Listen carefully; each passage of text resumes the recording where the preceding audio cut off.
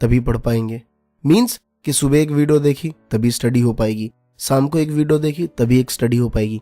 मैं मोटिवेशन को बुरा नहीं कह रहा, लेकिन मुझे ऐसा लगता है कि यार कंसंट्रेशन करने का हमें कोई और भी तरीका ढूंढना पड़ेगा।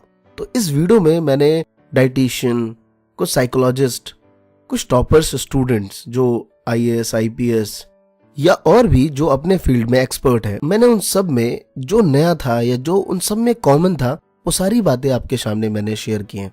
तो दोस्तों बने रहिए आप हमारे साथ। और दोस्तों अभी तक आपने हमारा ये चैनल सब्सक्राइब नहीं किया है तो प्लीज सब्सक्राइब करिए, क्योंकि यहाँ पे आपको regular smart study skills, motivational videos और एजुकेशन न्यूज से रिलेटेड वीडियोस मिलते हैं।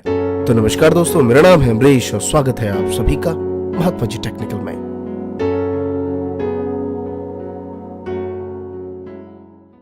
तो दोस्तों पहली चीज कि जब आप पढ़ रहे हो तो पढ़ाई के दौरान आपको बीच बीच में उठना बहुत जरूरी है। मीन्स हमें उठने की आदत डालनी पड़ेगी। तो यहाँ पे आप कहेंगे सर ये तो हम हर बार करते हैं, 10 मिनट की पढ़ाने की कुछ करने चले गए। ये बात ठीक है, लेकिन यार हमें कॉन्सेंट्रेशन होके पढ़ने के लिए अगर हम 2 घंटे 3 घंटे नॉन स्टॉप पढ़ते हैं तो बीच बीच में आपको एवरी 30 मिनट्स के बाद थोड़ा सा एक नैप 1 मिनट 2 मिनट का लेना पड़ेगा कि आप उठ के थोड़ा सा स्ट्रेच कर लें अपने आप को। क्योंकि अमेरिका की एक यूनिवर्सिटी की रिसर्च के मुताबिक कि जो बच्चे लेक्चर के दौरान बीच में खड़े होके कुछ क्वेश्चंस पूछते हैं या आंसर्स देते हैं, वो बच्चे एज कम्पेयर टू जो बैठे होते हैं उनके मुकाबले ज्यादा एक्टिव होके पढ़ाई पढ़ पाते हैं या उन्हें ज्यादा समझ आता है। तो हमें बीच बीच में खड़ा होना पड़ेगा। और दोस्तों सेकंड है कि हमें अपनी जिम्मेदारी लेनी पड़ेगी। मीन्स कि हम अदर कामों में हमें पहले से ही क्लियर होता है कि मैं 2 घंटे से ज्यादा घर के कोई काम नहीं करूंगा या फिर मैं सिर्फ यही काम घर के करूंगा।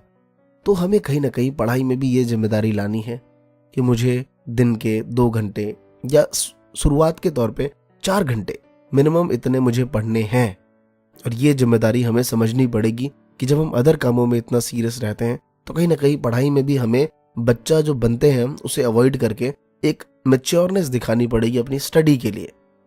इससे बहुत फर्क पड़ता है, क्योंकि हम इससे एक उतावले नहीं होते कि यार मुझसे तो कुछ हो नहीं रहा, मैं पढ़ नहीं पा रहा, मैं क्या करूं। इट मीन्स कि हम अगर 3 से 4-5 घंटे अगर रेगुलर अपनी स्टडी को दें तो हमें रेगुलर एक रूटीन में कुछ वो सब्जेक्ट्स बार बार रिपीटेड होंगे और हमें वो चीजें रूटीन वाइज फॉलो हम कर पाएंगे। और दोस्तों नेक्स्ट टिप्स ये है कि आप खाना कितना खाते हैं, कब खाते हैं, ये शायद एक इंपॉर्टेंट हो सकता है, लेकिन जितने भी बड़े बड़े डाइटिशियन और रिसर्चर की वीडियोस मैंने देखी, उन्होंने कहा कि पानी पीना बहुत ही इंपॉर्टेंट रहता है। आप एक रूटीन के अकॉर्डिंग कि लाइक 30 मिनट्स 1 आवर के बाद आप एक पानी जरूर पिए, 1 गिलास 2 गिलास जितना आप पी सकें। पानी पीना बहुत जरूरी है हमारे माइंड को स्थिर करने के लिए और उसको सही वे में काम करने के लिए, क्योंकि कॉन्सेंट्रेशन की बात कर रहे हैं हम यहाँ पे कि पढ़ाई में कॉन्सेंट्रेशन कैसे रखें, अपने आप को स्टिल। तो दोस्तों पानी का होना बहुत जरूरी है। इससे हमारे माइंड थोड़ा सा एक्टिव रहता है एज कम्पेयर टू दिस कि हम एक अनरूटीन वाइज पानी पी रहे हैं बार बार। तो पानी पीने का एक सही फ्लो बनाइए कि मुझे 1 घंटे पे पानी 2 गिलास पीना है तो पीना है। और 3 से 4 दिन, आप 5 दिन 10 दिन रूटीन में रखिए, याद करके पीजिए क्या मेरे को 1 घंटे बाद पानी पीना है। आई एम श्योर कि 11वें दिन आपको ये करने की जरूरत नहीं पड़ेगी और प्यास आपको हर बार लगेगी 1 घंटे बाद। और दोस्तों नेक्स्ट है कि आप कुछ हेल्दी फ्रूट्स जरूर लें, जैसे एप्पल हो गया, एलमंड हो गया, काजू, किशमिश, इस टाइप की चीजें आप दिन में थोड़ा बहुत लें। ये नहीं कि आप दिन भर यही खाते रह गए, थोड़ा सा एक नियमित रूप से सुबह या शाम इस तरीके से आप रूटीन बना के ले सकते हैं। और दोस्तों यहाँ पे बहुत से बच्चे अगर ये बात कहेंगे कि सर हमारे पास इतने पैसे नहीं हैं, हम नहीं कर पाएंगे, तो मैं इतना जरूर कहना चाहता हूँ कि ये इतने भी मैंडेटरी नहीं है कॉन्सेंट्रेशन के लिए कि अगर ये चीज हम फॉलो ना करें तो कॉन्सेंट्रेशन नहीं बढ़ेगा। इसके बाद जितने भी टिप्स हैं वो I think free of cost है सारी, और ये सारे टिप्स हम कर सकते हैं। और दोस्तों नेक्स्ट है फास्ट फूड, जितने भी ये पिज्जा, बर्गर, चाउमीन या कुछ भी जो बाहर ये सारी चीजें मिलती हैं। ये वर्ड बोलते हुए मुझे खुद शर्म आ रही है अपने आप के ऊपर। ये वाले वर्ड तो मैं खुद कहीं ना कहीं खुद पे फॉलो नहीं कर पा रहा, लेकिन मैंने कोशिश की है कि ये वर्ड मैं जरूर कहूँ अपने से। आपको जब मैं कह रहा हूँ तो मुझे फील हो कि यार ये मुझे भी अवॉइड करना चाहिए, और इसकी शुरुआत आई थिंक मैंने कर दी है।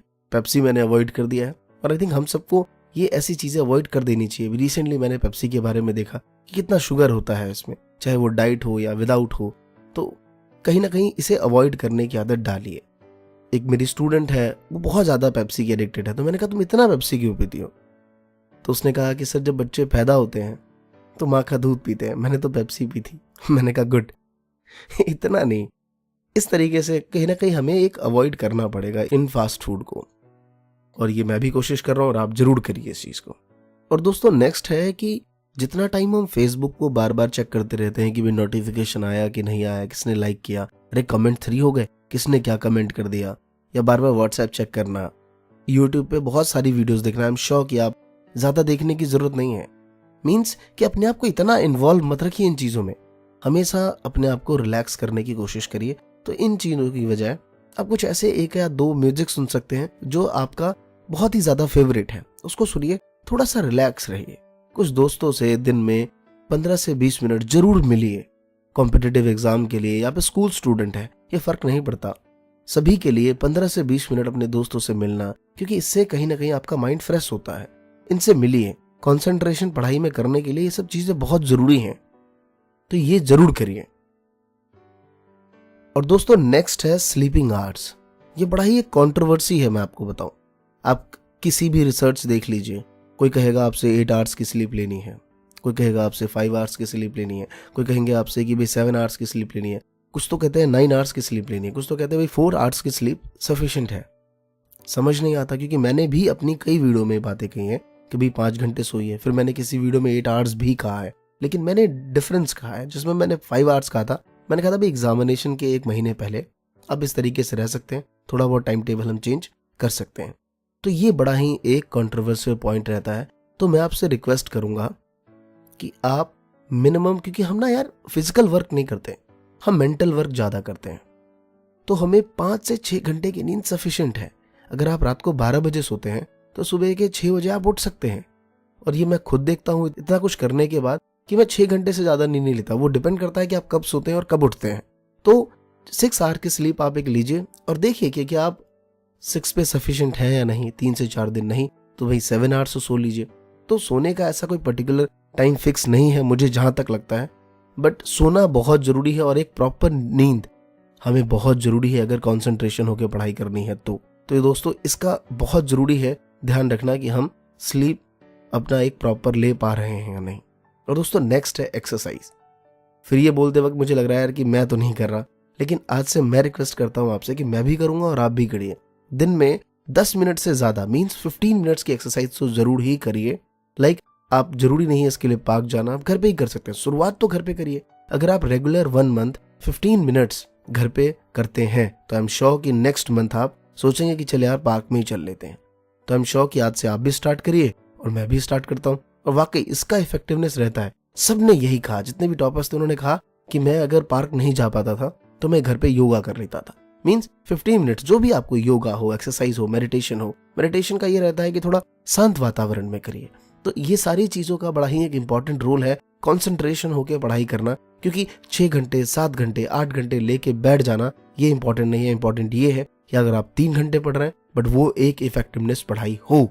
तो इन बातों का हमें जरूर ध्यान रखिए, चाहे आप कॉम्पिटिटिव के स्टूडेंट्स हो, यूपीएससी के एग्जामिनेशन दे रहे हो, या फिर स्कूल स्टूडेंट्स हो, कॉलेज स्टूडेंट हो, या फिर कोई डिप्लोमा कर रहे हो। इससे फर्क नहीं पड़ता। फर्क ये पड़ता है कि क्या आप कंसंट्रेशन होकर पढ़ाई पढ़ रहे हैं। दोस्तों किसी भी बड़े से बड़े कॉम्पिटिटिव एग्जाम को ले लीजिए, कोई भी एग्जाम टफ नहीं है। टफ हम स्टूडेंट ही बनाते हैं उसे। ये आप ध्यान रखिए इस बात को। और ये सारी बातें छोटी छोटी बातें हैं, ये कोई बहुत बड़ी बातें नहीं है। ये सारी बातें आप जानते होंगे, लेकिन शायद कुछ बच्चे मुझसे सुनना चाहते हैं। तो ये मैं कह रहा हूं और ये राइट है, क्योंकि मैंने रिसर्च की है इसके ऊपर, इतनी सारी वीडियोस देखी हैं, इतने सारे मैंने आर्टिकल्स पढ़े हैं और उन सब में ये सारी बातें कॉमन है। सब में ये थी बातें। तो आई थिंक ये हमें फॉलो करना चाहिए और हम जरूर इससे आगे बढ़ पाएंगे। तो धन्यवाद दोस्तों। कैसा लगा आपको ये वीडियो कमेंट करके जरूर बताइए। और मैं आप सभी से रिक्वेस्ट करता हूं कि आप सभी इस वीडियो को शेयर करके अपने फेसबुक पे हैशटैग जरूर चलाइए, #महात्मा जी टेक्निकल। धन्यवाद दोस्तों। जय हिंद, जय भारत।